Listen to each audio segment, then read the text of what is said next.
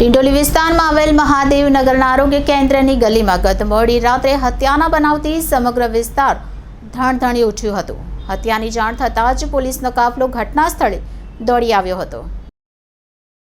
Textile અને diamond city Surat શહેર crime city તરફ આગળ વધી રહ્યું છે। એક પછી એક ઉપરા છાપરી હત્યાના કેસમાં ઉછાળો આવ્યો હોય તેમ લાગે છે। ફરી એકવાર શહેરમાં લોહિયાળ ઘટના બની છે। ડિંડોલી વિસ્તારમાં આવેલા મહાદેવનગરના આરોગ્ય કેન્દ્રની ગલીમાં ગત મોડી રાત્રે હત્યાના બનાવથી સમગ્ર વિસ્તાર ધણધણી ઉઠ્યું હતું। યુવકની છાતીના ભાગે ઘાવ મારી ઘાતકી હત્યા કરી દેવામાં આવી હતી, જેમાં અંશ આનંદ સિરસાટ નામના 19 વર્ષીય યુવકની હત્યા કરવામાં આવી હતી। મરણ જનાર થોડા સમય પહેલા જ નશામુક્તિ કેન્દ્રથી ઘરે આવ્યો હતો। તેની જાણ થતાં જ પોલીસનો કાફલો પણ ઘટના સ્થળે દોડી આવ્યો હતો। પોલીસે ઘટના સ્થળેથી સીસીટીવીના આધારે તપાસ હાથ ધરી હતી અને આરોપીઓને પકડવા ચક્રો ગતિમાન કર્યા છે। મરણ જનાર યુવક છેલ્લા 2 વર્ષથી બારડોલીમાં આવેલા નશામુક્તિ કેન્દ્રમાં હતો। ડિંડોલીમાં હત્યાનો બનાવ બન્યો છે, શું છે સમગ્ર ઘટના?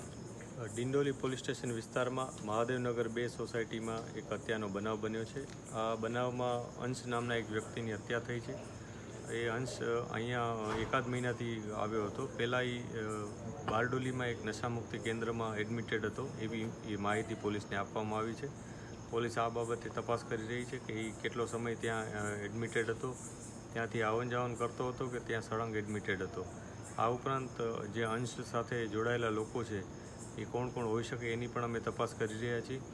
આ ઉપરાંત સીસીટીવી કેમેરા અને અન્ય જે ઇન્ફોર્મેશન હોય, ટેકનિકલ ઇન્ફોર્મેશન, તદુપરાંત અમે જે હ્યુમન રિસોર્સ અમારા હોય છે એના થકી અમે તપાસ કરી રહ્યા છીએ કે આમાં જે પણ સસ્પેક્ટ વ્યક્તિ હોય એની અમે આઈડેન્ટિફાઈ કરી અને પછી એની આગળની કાર્યવાહી કરવા પ્રયાસ કરી રહ્યા છીએ। પ્રાથમિક વિગતમાં કંઈ સામે આવ્યું હોય? હાલમાં જે વિગત છે એ મુજબ આ વ્યક્તિ એકાદ મહિના પહેલાં બારડોલીમાં નશામુક્તિ કેન્દ્રમાં એડમિટેડ હતો અને ત્યાં ટ્રીટમેન્ટ લઈ રહ્યો હતો, પરંતુ ત્યાં સળંગ ટ્રીટમેન્ટ હતી કે અહીંયા આવતો જતો હતો એ અમે તપાસ કર્યા છે।